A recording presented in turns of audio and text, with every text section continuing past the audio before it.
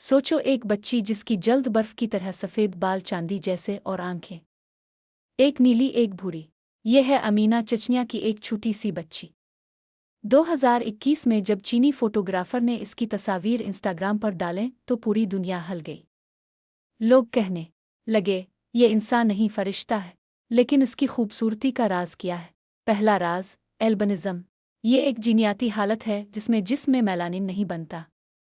Melanin वही मादा है जो जल्द बाल और आंखों को रंग देता है। इसीलिए अमीना की जल्द बाल भनवे सब सफ़ेद हैं। दुनिया में हर 17,000 में से एक बच्चा ऐसा पैदा होता है। दूसरा राज इसका मतलब है दो आंखों का रंग मुख्तलिफ होना। अमीना की एक आंख नीली है, दूसरी उम्बरी यानी हल्की भूरी। ये दुनिया में बहुत कम लोगों में होता है। जब ये दोनों हालतें एक साथ आईं तो अमीना एक नायाब मिसाल बन गई। उसके सफ़ेद बाल, गोरा रंग और दो रंगी आंखें इसे ऐसा लाग देती हैं जैसे वो किसी और दुनिया से आई हो।